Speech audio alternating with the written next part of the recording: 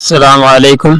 آج میں آپ لوگوں کو ایسا وظیفہ بتانے لگا ہوں، ایک ایسا عمل بتانے لگا ہوں کہ جس سے آپ کو اللہ تعالیٰ کی محبت اور اللہ تعالیٰ کا قرب حاصل ہوگا، کیونکہ ہر مسلمان، ہر ذی روح، انسان، جانور، جن و انس اس چیز کو چاہتا ہے، مسلمان ہو یا دوسرا ہو، کہ وہ اللہ تعالیٰ کا قرب اس کو حاصل ہو جائے۔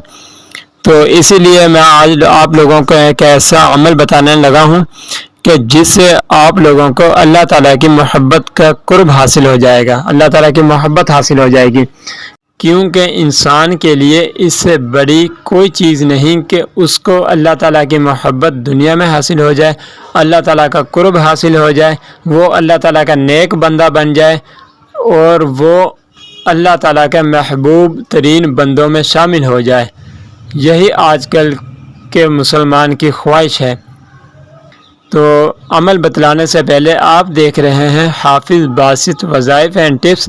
آپ نے اس چینل کو ابھی تک سبسکرائب نہیں کیا تو آپ اس چینل کو سبسکرائب کر دیں، بیل آئیکن کے بٹن کو پریس کر دیں تاکہ آنے والی مزید اچھی ویڈیوز آپ تک پہنچتی رہیں۔ آئیے چلتے ہیں اپنے عمل کی طرف۔ جو دعا آپ لوگ سکرین پر دیکھ رہے ہیں اس کو صبح کی نماز میں، فجر کی نماز میں، سنت اور فرض کے درمیان 41 بار اول آخر درود شریف 3 بار پڑھا کریں۔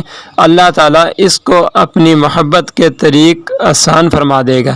اللہ تعالیٰ کی محبت کا طریقہ جو سا ہے وہ آسان ہو جائے گا۔ جب آپ سنتیں پڑھ لیں فجر کی تو فرض سے پہلے اور سنتوں کے بعد 3 مرتبہ شروع میں درود شریف پڑھنا ہے، درود ابراہیمی پڑھ لیں یا کوئی اور درود پڑھ لیں، اور 41 مرتبہ پھر آپ نے یہ دعا پڑھنی ہے، یا حی یا قیوم لا الہ الا انت انی اسألک ان تحیی قلبی بنور محبتک و معرفتک ابدا یا اللہ یا اللہ۔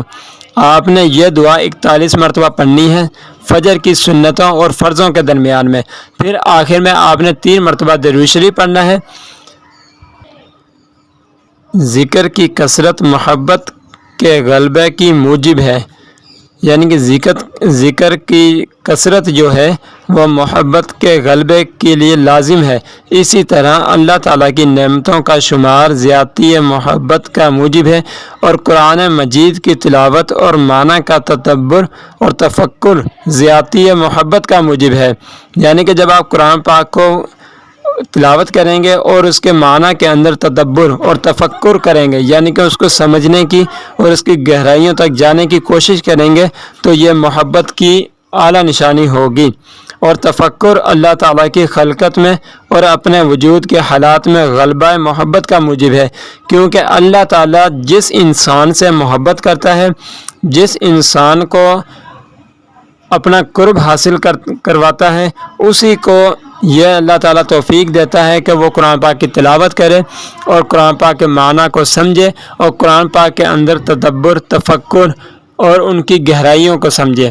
اللہ تعالیٰ ہمیں بھی قرآن پاک کو پڑھنے کی، اس پر عمل کرنے کی اور اس کو سمجھنے کی اور اس میں اس کی گہرائیوں کو جاننے کی اور اس سے مسائل جو نکلتے ہیں اس پر عمل کرنے کی اللہ تعالیٰ ہم سب کو توفیق عطا فرمائے۔ آپ لوگوں نے مجھے بھی دعا میں یاد رکھنا ہے، اور تمام امت مسلمہ کو آپ نے جب بھی آپ دعا کے لیے ہاتھ اٹھائیں تو تمام امت مسلمہ کے لیے آپ نے دعا کرنی ہے۔